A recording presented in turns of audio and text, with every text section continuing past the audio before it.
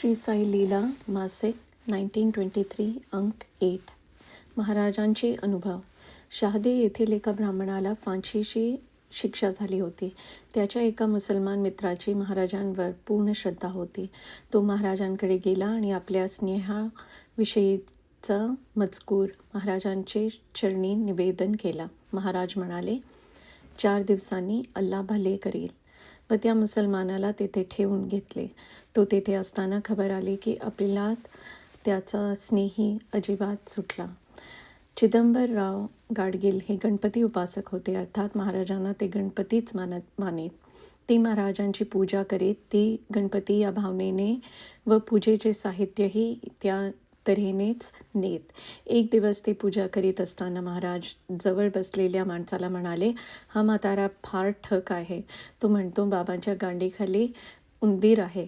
अर्थात ही मूषक वाहन गणपतीची खूण महाराजांनी दिली. म्हणजे गाडगील आपल्याला म्हणजे बाबांना गणपती मानतात हे सुचविले. एकदा मी नगराहून एक फुलांचा शेरा आणविला होता. तो घेऊन मी महाराजांकडे गेलो. जाताना 25 रुपये कनवटीला लावले. महाराजांकडे गेलो. महाराजांनी विचारले, हे काय आणले? मी म्हणले, शेरा. महाराज म्हणाले, पण याचे बरोबर 25 रुपये दक्षिणा पाहिजे ना? मी म्हणले, आपण आधीच बुद्धी दिली त्याप्रमाणे दक्षिणा आणली आहे व त्याप्रमाणे दिली. हरिभक्त परायण माधवबुवा बडोदकर मला एकदा म्हणाले की तुम्ही व आम्ही मिळून श्री सद्गुरू साईबाबांच्या दर्शनाला जाऊ. परंतु तसा काही योगायोग जुळून आला नाही. परंतु त्यांचे मेहुणे संगमनेर तालुक्याला मामलेदार असताना ते एकदा संगमनेरास गेले होते. तेथे त्यांनी शिर्डीस जाण्याची इच्छा प्रदर्शित केल्याबरोबर त्यांच्या मेहुण्याने त्यांना टांग्याची व्यवस्था करून दिली व ते शिर्डीस आले. त्यावेळी मीही शिर्डीस होतो. त्याची माझी मशिदीतच गाठ पडली. मी त्यांना आल्यासारखे एक दिवस राहा म्हणले. परंतु टांगा लवकरच परत जावयाचा असल्याकारणाने त्यांना राहता येईना. त्यांनी परत जाण्याची इतकी उत्कट इच्छा दर्शविल्यावर आम्ही बाबांच्याकडे गेलो व बाबांनी त्यांना जाण्याला परवानगी दिली व अगदी लवकर जा असे सांगितले. ते 1 मैल गेले नाही तोच पाऊस सपाटून आला. परंतु चमत्कार हा की ते मुळीच भिजले नाहीत व त्यांच्या अंगात जरी एक सदरा व पांढरा अंगरखा इतकेच होते तरी थंडी वाऱ्यापासून सुद्धा बिलकुल त्रास झाला नाही. मी एकदा शिर्डीस असताना श्री सद्गुरू साईबाबांनी 2 प्रहरी प्रधान आले का म्हणून विचारले. मी आले नाहीत म्हणून उत्तर दिले. मग त्यांना बोलवावयाचे काय म्हणून विचारले. त्यावर बाबा बरे इतकेच बोलले. ज्या दिवशी बाबांनी वरील प्रश्न विचारून प्रधानाचे स्मरण केले त्या दिवशी प्रधान मुंबईस हायकोर्टात वकील लोकांच्या बसावयाच्या खोलीमध्ये एकाएकी घेरी येऊन निश्चेष्ट पडले. निश्चेष्ट पडता त्यांना बाबांचे स्मरणच झाले. त्यांना असे निश्चेष्ट पडलेले पाहताच इतर वकील मंडळी धावत आली व त्यांनी सावध करण्याचा प्रयत्न चालविला. परंतु ते आपोआप सावध झाले. थोड्या वेळाने त्यांना मोटारीने घरी पोचवितो असे मंडळी म्हणू लागली. परंतु तसे करण्याचे कारण नाही. मी आता बरा आहे असे त्यांनीच मित्रमंडळींना आश्वासन दिले व त्यांचे मित्र रामदत्त विठोबा देसाई व रामकृष्ण श्रीकृष्ण नवलेकर यांनी त्याच रेल्वेनेच घरी नेले. दुसरे दिवशी बालाशिंपी नावाचा एक शिर्डीकर भक्त त्यांच्याकडे श्री सद्गुरू साईबाबांची उदी घेऊन गेला व माझेही ध्याना बाबांनी आपली आठवण काढली होती अशा मजकुराचे पत्र आले. गुरुमाऊली भक्तांच्या संकट निवारणार्थ कशी धाय घेते याचे हे एक उदाहरण आहे. मोरेश्वर विश्वनाथ प्रधान. V.C.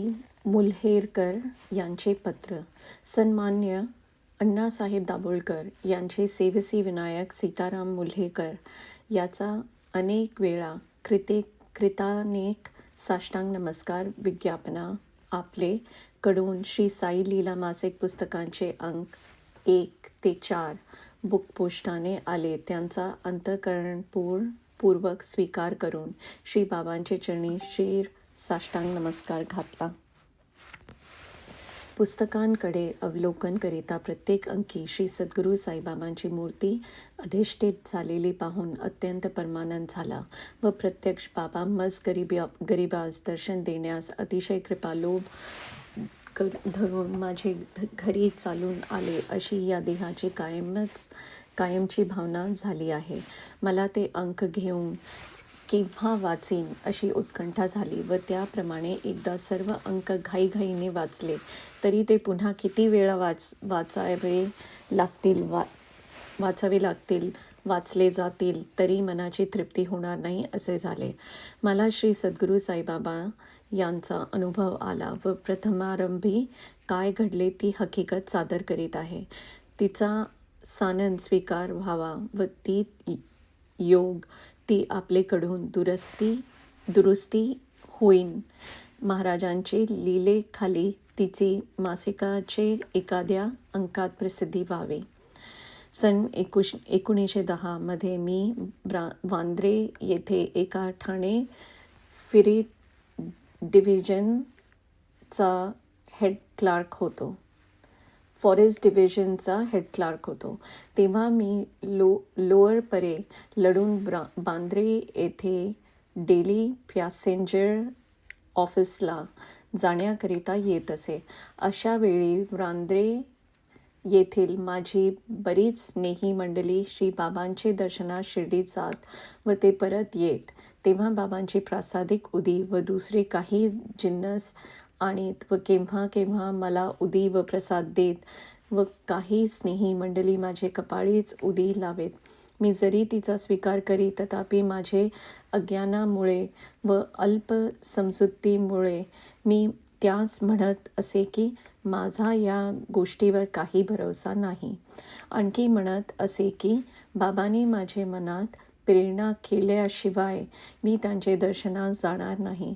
अशा स्थितीमध्ये माझे बरेच दिवस लोटले व पुष्कळ भक्तमंडळी जाऊन बाबांच्या अतर्क्य लीलांचे वर्णन करू लागून त्यामुळे मुंबई वांद्रे वसई विरार आगाशी डहाणू उंबरगाव इकडून बरीच मंडळी शिर्डीस दर्शनात जाऊ लागली. तथापि माझे मत जे ठाम होते की श्री बाबांनी प्रेरणा केल्याशिवाय जावायचे नाही ते कायमच होते.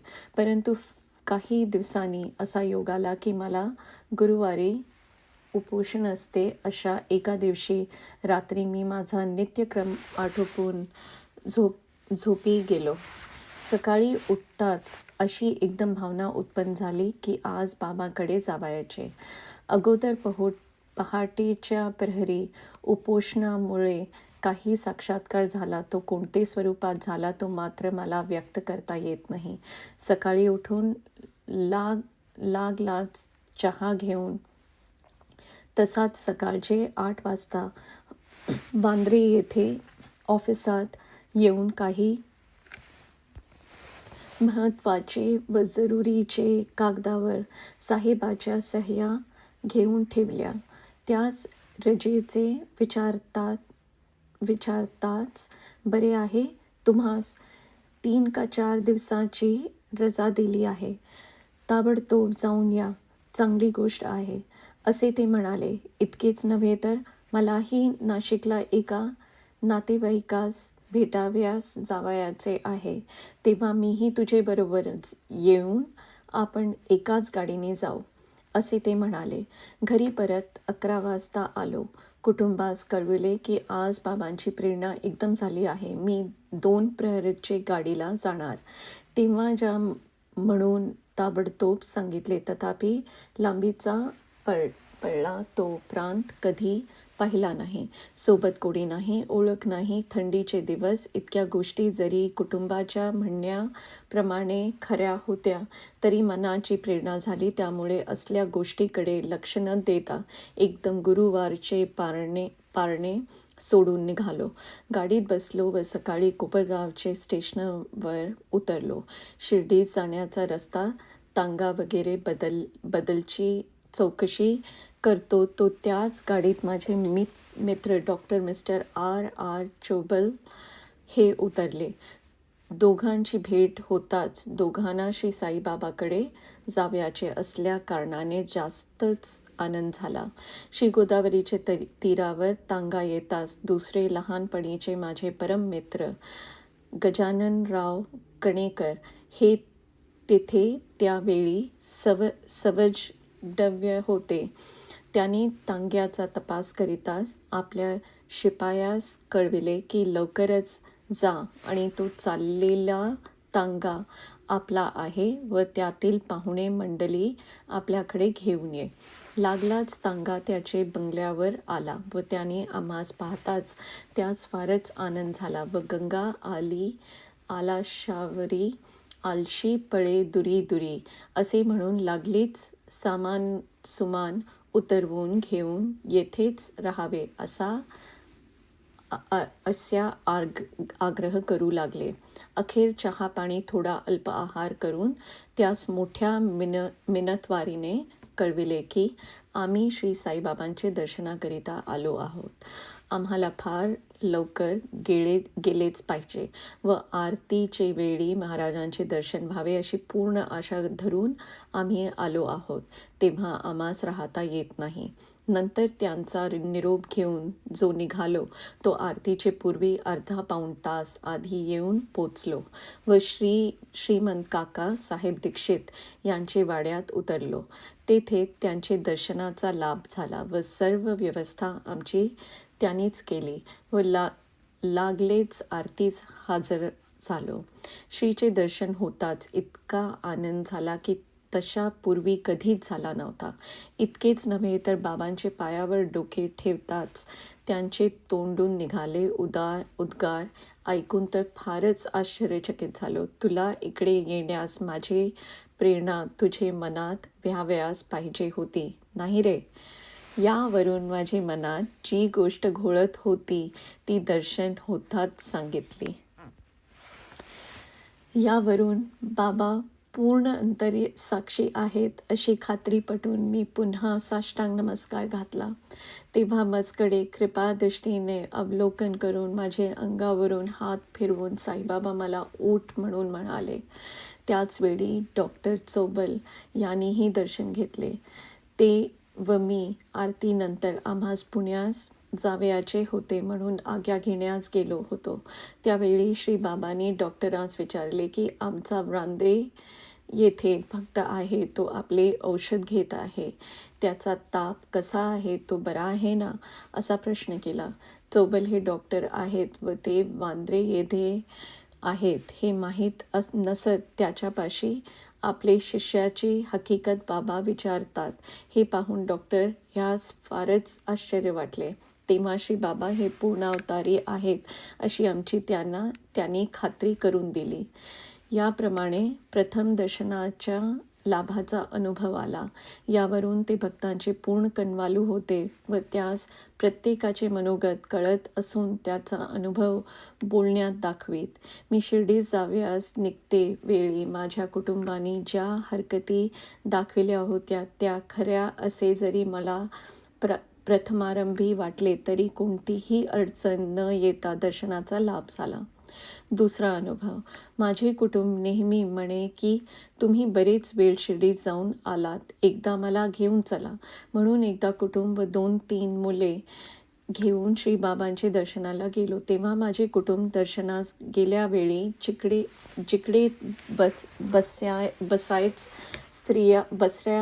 स्त्रिया बसल्या होत्या त्या जाऊन बसल्या. बसताच बाबांनी त्या सर्व स्त्रियांना एकाची संसाराची दिनचर्या सांगितली. ती माझे कुटुंबास इतकी पटली की ती आणि आमच्या दिनचर्येत अणू एवढा फरक नव्हता. त्यामुळे माझे कुटुंबास इतका आनंद झाला की तो वर्णन करिता येणे शक्य नाही व पुढे कसे वागावे ह्याची त्यांना पूर्ण उपदेश मिळाला. त्यांची बाबांवर भक्तीही दृढ झाली.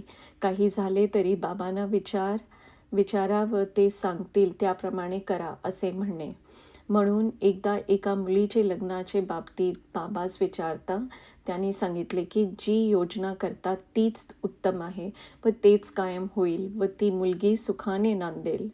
त्याप्रमाणे मुली त्याच मुलास देण्याचे ठरवून ते आपले संसारी सुखाने नांदत असून उत्तम प्रकारचे सुखात आज मी तीच आहे. त्यावेळी श्री बाबांनी तिचे मस्तकावर हस्त ठेवून तिला आशीर्वाद दिला होता, त्याची मला आज पूर्ण आठवण आहे. तिसरा अनुभव. एकदा मी शिर्डीस गेलो. तो पंढरपूरचे रस्त्याने जाऊन श्री पांडुरंगाचे दर्शन घेऊन गेलो. त्यावेळी तेथे पंढरपुराचे महाद्वाराजवळ एक पेढे मिठाई वगैरेचे दुकान होते.